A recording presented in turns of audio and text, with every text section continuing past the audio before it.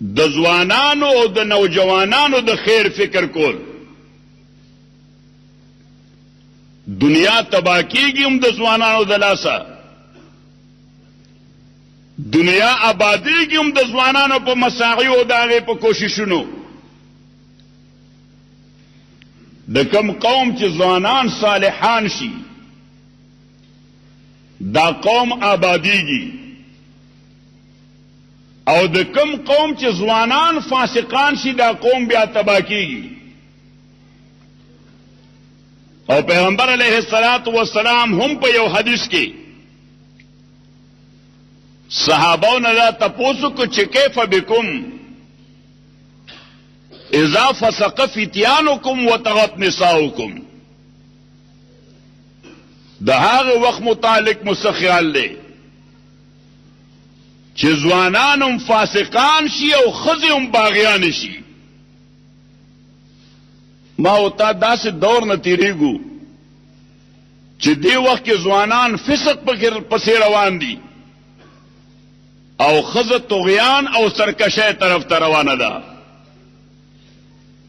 هغه ښځه چې د سړي د احترام د وجې به خبره په اوچت اواز نه کوله، هغه اوس سړي پیزواندي کړي دي. پیغمبر علیه الصلاة والسلام د دې وخت نه مونږ ویرولو چې کیف بكم اذا فسق فتيانكم وطغت نساؤكم، چې ښځې هم طاغیان او سرکشه شي او ځوانان هم فاسقان شي. نو دې متعلق مو څه خیال دی؟ دا خبره صحابه کرامو ته ناشنا ښکارېده. هغوی ورته وی او کائن ذلک یا رسول الله، دا هم چې کیدونکي دي. پیغمبر علیه السلام وی ډېر څه به کېږي چې څومره زمانه رستو کېږي دومره به تیري او فتنې در باندې رامنډوي. څومره چې د رڼا نه سړی لرې کېږي نو دومره هغه ته خطره زیاتېږي. رڼا کې خطرې نسبتاً کمی وي. صحابه دغه رڼا سره په چاپېرچل کې ناست دي. مثلهم کمثل الذی استوقد نارا. الله تعالی هم سورہ البقره کې د پیغمبر د دعوت مثال ورکړی دی چې د یو اور بل کړی سوځولو د پاره نه، رڼا د پاره. فلما اضاءت ما حوله، د خپل چاپېرچل روښانه کړی دی. نو چې کوم ځای رڼا وي هغې خواته مار هم نه راځي، ګیدړ هم نه راځي، بله هم نه راځي. مختلف احساسات او فیلینګز وي د هغوی، ولې خواته نه راځي. خو حاصل یې دا ده چې خطره نسبتاً کمی. خو چې د رڼا څنګه لرې کېږي خطره زیاتېږي.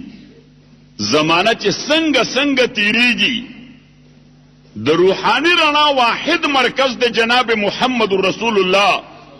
صلی الله علیه وسلم. دا یو داسې ډیم دی، دا یو داسې جنریټر دی، دا یو داسې پاور هاوس دی، دا یو داسې ټرانسفارمر دی، دا یو داسې میټر او داسې مین سویچ یا سویچ دی چې د مقابله کې بل رڼا کار نه کوي. بس دغه واحد رڼا د روحاني میدان د سره چې صورت تعلق قوي کو دومره در کې انسانیت دی چې څومره د سره تعلق کمزور شي دومره بیا د خرج وي. دې پیغمبر سره په تعلق سره انسان کیږي، د دې پیغمبر نه په پریکولو سره خر کیږي. ابو جهل تاسو چرته مولوی صاحبان نه دې مولوی صاحبانو محترمو دې تاسو ته دا خو نه دی ویل چې د ابو بکر یا د ابو جهل یو لکای ورپسې براخ کې شو ویلی دي زور سره. دا به هم نی ویل چې داغه دې ځای دوخ کرونه لکه د زوړ غوي ویلی نه دی ویلی. خو الله تعالی قرآن کریم کې ابو جهل او د پشان خلق ما بل از یو ځای ذکر وکړو. ما درې شیونو باندې انسانی دنیا کې انسان محبت مومي. د خلکو یو انسان خوخوي ځکه چې دکی جمال دی او خایسته دی ډیر. د خلکو یو انسان خوخوي ځکه چې دکی څه کمال دی. خو ډاکټر د خلکو خوخي کمال دی پکې، خو انجینیر د خلکو خوخي کمال دې پکې خطر کان د خلکو خوخي وای کمال دې پکې خمولام د خلکو خوخي خو بد قسمتای نه مونږ کې خډیر لګ دي الله دې مونږ خکې صحیح شو او ما برګرو ته مې که خدای مونږ مولیان خکړو ازمون جماعت تبلیغی جماعت داغه تبلیغیان خکړه د دنیا کې خدای انقلاب او بدلون راولي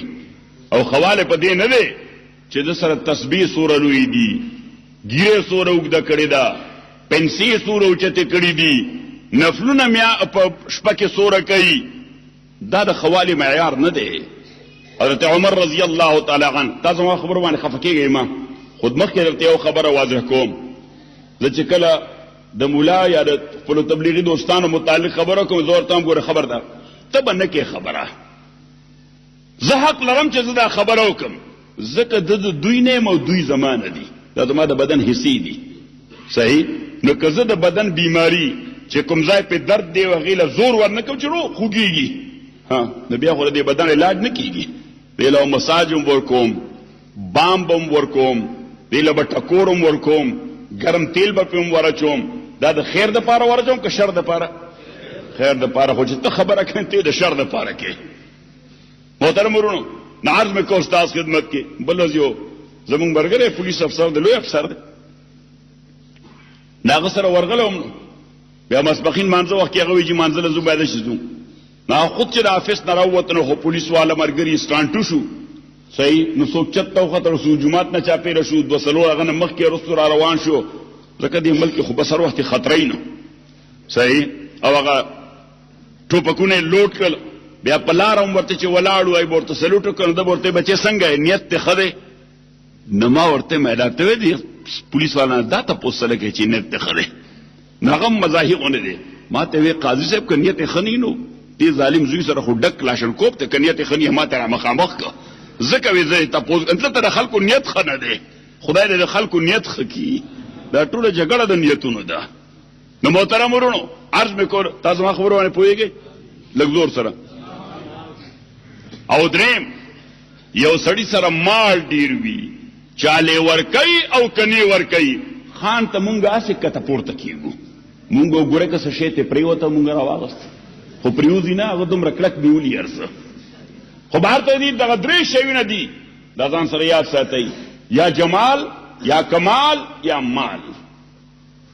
نو په دې یو انسان هغه سره معاشره محبت کوي د زړه نه کوي او کني کوي خو ظاهر دا وایي چې دا زمون خوخ دی عزیزانو دا درې واړه شیونه ابو جهل سره مثالی موجودو د دومره خيستو چې خطه عرب کې په عام انسانانو کې د دومره خيسته سړی نو با کمال دې دومره چې د خبره به حتمی ګڼل شو چې کومه فیصله به دوکړه دا د دنیا په یو عدالت کې چیلنج کېده دی وجه عربو دل ټایټل ورکړو ابو الحکم فادر اف دی آربیټریټرز اور فادر اف ججز چې دا د بین الاقوامی عدالت انصاف چیف جسټس دی د فیصله دا چرته چیلنج کیږي نه او مال خو یقینا ور سره ډیرو خو عزیزانو چې کله محمد رسول الله سره دوستی پیدا نکړه د انسانیت دی جنریټر سره او دی پاور هاوس سره خپل تار نتی نک نو قران سووي چې اولائک کالانعام بل هم اضل الله تعالی فرمایي دا ابو جهل او د مرګري داس دي لکه خره اولائک کالانعام بل هم اضل الله تعالی وی جمالهم دي مالهم ډیر دي کمالهم ورسره دي خود انسانیت مرکز سره ځان نه تړلې نو الله تعالی بس یو فیصله وکړه اولائک کالانعام بل هم اضل الله وی خر لا خده بار خوړی دار زناور زوی د خدای د دین په اعتبار د هیڅ کار نه دی خلق لا بیام خده بار خوړی نو الله تعالی دی وجه چې بل هم اضل د خرنم زیات لاندې دي د غوی نه زیات لاندې دي د خنزیر نه زیات لاندې دي اوس دغه انسان چې یا خود عقیده مسله د ما د عقایدو کتاب کې ولیکل چې جنس انسان دا د جنس ملکو نه بهتر دی او خواص د انسانانو دا د خواص د ملکو نه بهتر دی مولوی عبد الله صاحب تا کتاب پورا کړه پورا کړی اوسې چاپ کې ان د مولوی عبد الله صاحب مور کړی نو تاسو کې دغه باب لیکل دی چې جنس انسان دا د جنس ملکونه بهتر دی او خواص د انسانانو د خواص د ملکونه بهتر دي. خواص د انسانانو څوک دي چې جناب محمد رسول الله صلی الله علیه وسلم نو چې جبرئیل امین سره د موازنه وکي نو دی بهتر دی که جبرئیل بهتر دی؟ لګزور نبی علیه الصلاۃ والسلام ځکه جبرئیل خداغه نوکرو، جبرئیل دغه خادمو، جبرئیل به دا خدمت کو د خدای دغه میس کې پیغام راوړو.